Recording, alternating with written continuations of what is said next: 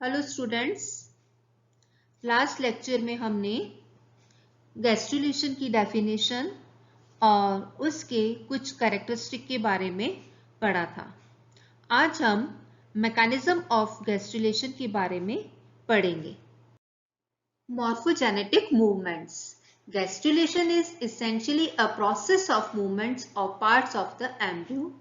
As a result of these movements, new structural elements, for example the architron, the neural tube and the notochord, are created in place of the simple layers of cells found in the blastula.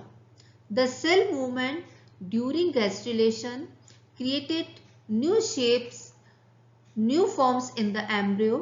They have been therefore designated as the morphogenetic movements.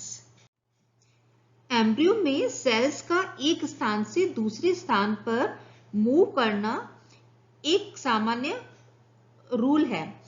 In sales के movement को ही हम morphogenetic movement कहते हैं, क्योंकि इस movement के द्वारा ही एक स्पेसिफिक स्ट्रक्चर का निर्माण होता है और जो ये सेल्स एक जगह से दूसरी जगह पर जाती हैं उनके कारण ही डिफरेंट ऑर्गन्स या हम कह सकते हैं कि उस ब्लास्टुला में आगे की तरफ डेवलपमेंट होता है और डिफरेंट स्ट्रक्चर्स बनते हैं, जिसकी वजह से ये जो एम्ब्रियो होता है वो एक नया शेप लेता है और एक नए फॉर्म में आता है और ये जो लेयर्स होती हैं उनसे अलग अलग स्ट्रक्चर्स बनते हैं। तो ये जो सेल्स मूव करती हैं और इस सेल्स के ये जो मूवमेंट होता है उसको हम मॉर्फोजेनेटिक मूवमेंट कहते हैं। मॉर्फोजेनेसिस ग्रीक वर्ड मॉर्फोट से बना है, जिसका मतलब होता है shape, and genesis means production, यानी कि किसी भी जो एम्ब्रियो है उससे ओरिजिन होता है और साथ में एक नए संरचना का डेवलपमेंट होता है। The gastrulating movements are irreversible in nature, that is, each part remain in the position into which it has been brought by the preceding movement. Basically ये जो movement होता है ये एडल्ट और एम्ब्रियो में दोनों में पाया जाता है, लेकिन एडल्ट और एम्ब्रियो में होने वाली मॉर्फोजेनेटिक मूवमेंट में एक ये अंतर पाया जाता है कि एडल्ट में जो ये मॉर्फोजेनेटिक मूवमेंट्स होते हैं ये रिवर्सिबल होते हैं, लेकिन जो एम्ब्रियो में होते हैं ये इरिवर्सिबल टाइप के होते हैं। गैस्ट्रुलेशन के समय जो ब्लास्टोमियर्स होती हैं वो मोस्टली एक स्पेसिफिक मूवमेंट, मॉर्फोजेनेटिक मूवमेंट के कारण ये एक अपने निर्दिष्ट स्थान पर पहुंच जाती हैं और फिर वहां पर कोई ऑर्गन या स्ट्रक्चर बनाती हैं। ये जो इनमें मूवमेंट होता है वो बेसिकली दो तरह का होता है, एपिबोली एंड इम्बोली। एपिबोली, ये जो एपिबोली वर्ड है ये ग्रीक भाषा से लिया गया है, जिसका मीनिंग होता है थ्रोइंग ऑन या एक्सटेंडिंग ऑन। इस प्रकार के जो मॉर्फोजेनेटिक मूवमेंट होता है उसमें ये ब्लास्टुला में उपस्थित जो एक्टोडर्मल ब्लास्टोमियर्स होते हैं उनमें ये पाया जाता है। इन सेल्स में चपटा होने और ज्यादा डिवीजन होने की प्रवृत्ति पाई जाती है। इस कारण ये सेल्स एम्ब्रियो की चारों तरफ फैलकर या प्रसारित होकर एक जो अंदर संभावी जो मेसोडर्मल सेल्स या जो एंडोडर्म लेयर्स पाई जाती हैं, सेल्स पाई जाती हैं, उनको ये प्रतिस्थापित कर चारों ओर से घेर लेती हैं। और ये जो संभावी एक्टोडर्मल सेल्स होती हैं ये केवल ब्लास्टोपोर को कंप्लीट एम्ब्रियो को चारों ओर से घेर लेती हैं और इस तरह एक उपकला स्तर का निर्माण करती हैं। ये जो मॉर्फोजेनेटिक मूवमेंट्स सेल्स में होता है ये अमीबॉइड मूवमेंट के द्वारा होता है।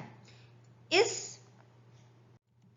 एपिबोली के समय या इस मॉर्फोजेनेटिक मूवमेंट के समय ये जो सेल्स होती हैं ये केवल मूवमेंट ही नहीं करती हैं, लेकिन उस समय ये रेगुलर अपना इनमें डिवीजन भी होता रहता है।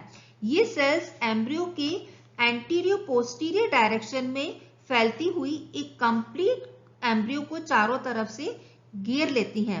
इस तरह का जो मूवमेंट होता है ये एम्फियोक्सिस और फ्रॉग्स में पाया जाता है।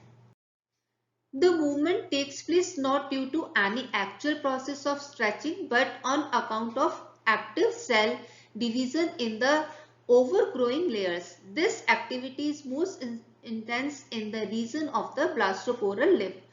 The epibolic movement is enhanced by surface tension changes which produce a crawling of the cellular rim over the yolk. क्योंकि ये जो सेल्स मूवमेंट कर रही होती हैं उनमें लगातार डिवीजन हो रहा होता है, तो वो डिवीजन के कारण इस ब्लास्टोपोरल जो लिप होता है उस रीजन को छोड़कर जो बाकी का जो पार्ट होता है उसके ऊपर ये एक रिम की तरह एक कवरिंग बना लेती है। जैसा कि आपको डायग्राम में दिख रहा है कि जो ब्लास्टोडर्म होता है उनमें ब्लास्टोडर्म में बहुत सारे माइटोटिक डिवीजन होते हैं और ये मल्टीसेल्युलर हो जाता है और ये सभी लेयर्स आपस में संगठित रहती हैं और इसमें जो बाहर की लेयर होती है उनकी सेल्स में डिवीजन होता रहता है जिससे ये सेल्स फ्लैटेंड होती हैं, इनमें फ्लैट होने की क्षमता पाई जाती है और ये जो सेल्स होती हैं ये आपको डायग्राम में दिख रहा है कि ये फैलती हुई आगे की तरफ जाती हैं और ये मेसोडर्म जो प्रिजम्पटिव मेसोडर्म और एंडोडर्म सेल्स होती हैं उनको घेरते हुए ये एनिमल पोल से वेजिटल पोल की तरफ फैलने लगती हैं और इस तरह से ये ब्लास्टोपोर के अतिरिक्त उस एरिया को छोड़कर कंप्लीट एम्ब्रियो को एक्टोडर्म सेल से कवर करी हुई रहती हैं। ये जो पूरी कवरिंग है वो एक्टोडर्म लेयर या एक्टोडर्म लेयर की जो सेल्स है वो ये कहलाती हैं। तो इस तरह से ये एपिपोली में बाहर पूरा एक्टोडर्म लेयर से ये कवर हो जाता है। एम्बोली।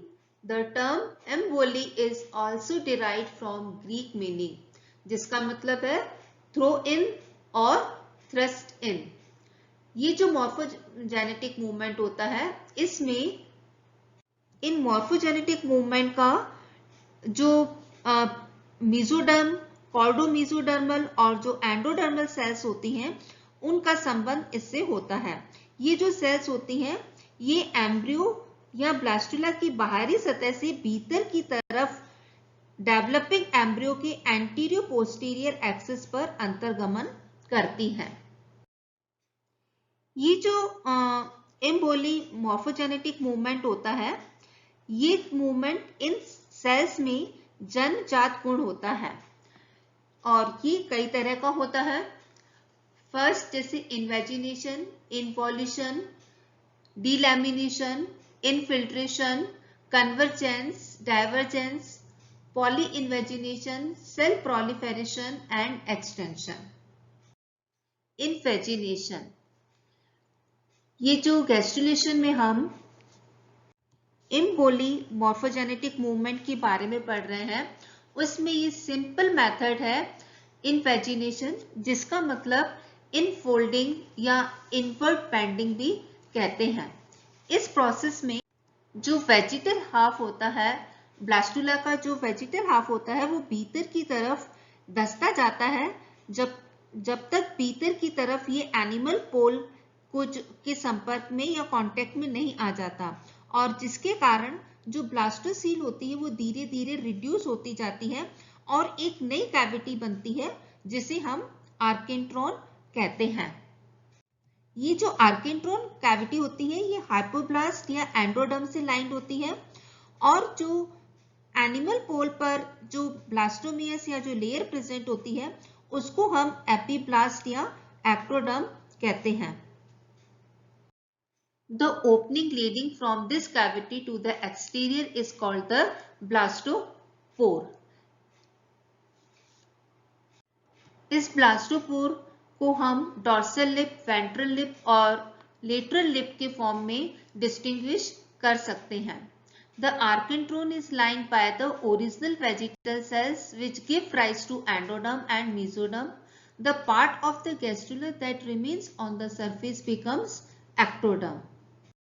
जैसा कि आप डायग्राम में देख रहे हैं इसमें क्या होता है कि जो ब्लास्टुला स्टेज होती है उसमें जो मैक्रोमियल सेल्स होती हैं वो भीतर की तरफ अंदर की तरफ धस रही हैं और ये योकी सेल्स होती हैं और इसके कारण जो ब्लास्टोसील होती है उसका साइज आप देखेंगे बाद में धीरे धीरे रिड्यूस होता जाता है और एक नई कैविटी बनना शुरू होती है जिसको हम आर्केंट्रोन कहते हैं और इस आर्केंट्रोन की जो ओपनिंग होती है उसको हम ब्लास्टोपोर कहते हैं। तो स्टूडेंट्स आज हमने गैस्ट्रुलेशन मैकेनिज्म ऑफ गैस्ट्रुलेशन में हमने एपिबॉलिक मॉर्फोजेनेटिक मूवमेंट के बारे में पढ़ा और दूसरा हमने इम्बोलिक मॉर्फोजेनेटिक मूवमेंट शुरू करा जिसमें हमने इनवेजिनेशन प्रोसेस को देखा जिसके कारण जो योकी सेल्स होती हैं वो अंदर की तरफ धसती हैं जिसके कारण ब्लास्टोसील रिड्यूस होती जाती है और नई कैविटी आर्केंट्रॉन बनती है जिसकी ओपनिंग पर ब्लास्टोपोर प्रेजेंट होता है जहां पर डॉर्सल, वेंट्रल और लेटरल लिप्स प्रेजेंट होते हैं। Okay, thanks class.